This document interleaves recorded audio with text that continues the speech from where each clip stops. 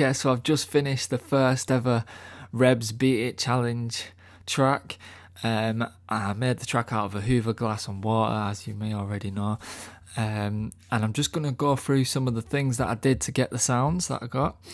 If you want to listen to the full finished track, just click on the top right corner now and it'll take you to the full track.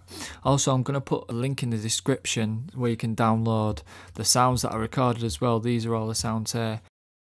The Zoom mic, so you can track, so you can have a go at making a track out of the sounds. I mean, I could spend forever on this track, perfecting the sounds, trying to get him as professional as possible, but I didn't want to go for that. I wanted to make it an experimental track. I didn't really go for any genre either, and I just wanted to keep it raw and organic. So first of all, we've got some chords that come in. That's just a bounce of, I like kind of sampled the sound in EXS24, and I think it's just the bubble that I blew in the water.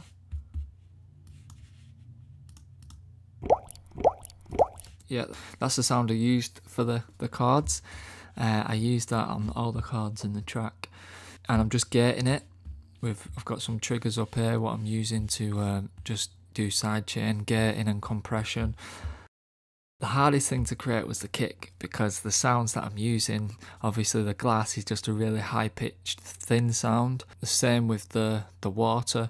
I got some kind of low mids out of the bubble, as you can hear, but not that much. And the Hoover as well, that's not really a low sound, it's quite a high sound. I'll just show you the Hoover.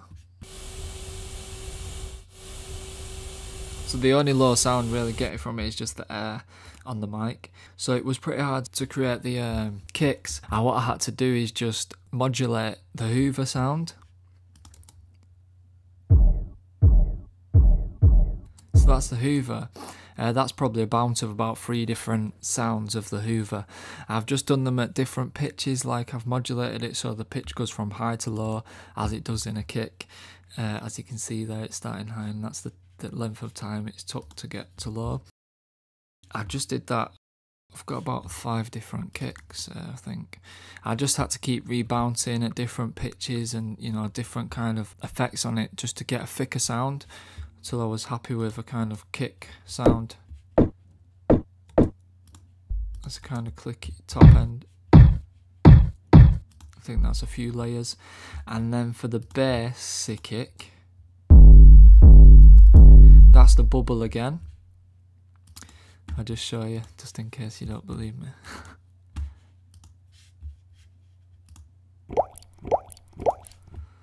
Okay, so that's the bubble. I'm just doing the same again, pitching from high to low. I've got L2 on it just to bring out the transient a bit more. I've got overdrive on it. When I haven't got that on it, this is what it sounds like. It sounds quite mad. I think I'm no, I'm not doing anything on there. Pitching it down. It's on random, so it's a different kind of tone every time it hits. Got it on unison to get a bit of a thicker sound. Oh, for the hats, that's just the glass on the concrete.